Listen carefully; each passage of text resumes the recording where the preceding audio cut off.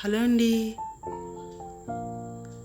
ఈరోజు నేను చేయబోతున్న కర్రీ వచ్చేసి పచ్చి నెత్తళ్ళు కర్రీ. ఆయిల్ బాగా హీట్ అయిన తర్వాత అల్లం వెల్లుల్లి అండ్ జీలకర్ర ఉల్లిపాయ అన్నీ కలిపి ఒకటేసారి ముద్దగా నూరేసాను. మేము చేపల కర్రీ చికెన్ కర్రీ ఏం వండుకున్నా మసాలా నూరుకుంటామండి, అందుకే బాగుంటుంది. దానికి తోడు ఆయిల్ కూడా తక్కువ పడుతుంది. అదే మనం మిక్సీలో ఆడామంటే ఆయిల్ అంతా ఎక్కువ పోసినా బేగా వేగదు. మసాలా అంతా వేగిన తర్వాత కారం గరం మసాలా వేసాను.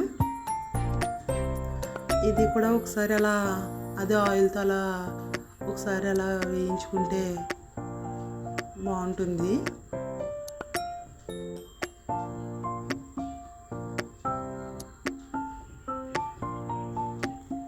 కారం వేసిన తర్వాత పెద్ద ఏమీ వేపక్కర్లేదండి.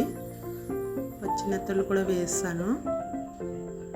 ఇవి మార్కెట్లోనే చేయించి తీసుకొచ్చారు, శుభ్రంగా చేశారు. ఇంటికి తెచ్చిన తర్వాత కడిగేసాను నేను. ఇలా పచ్చిగా ఉన్నప్పుడే మసాలా అంతా దానికి పట్టే వరకు వేయించుకోవాలి.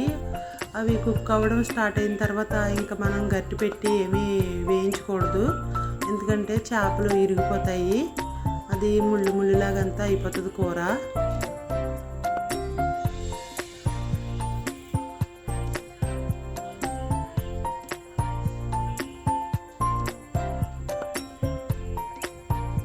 మొత్తం సాల్ట్ అంతా వేసిన తర్వాత ఒకసారి మళ్ళీ కలిపాను. ఇలా మనం కూర చేసుకునేటప్పుడు చిన్న ఫ్లేమ్లో పెట్టుకోవాలి. తర్వాత మనం వాటర్ పోసిన తర్వాత కొంచెం పెంచినా పర్వాలేదు.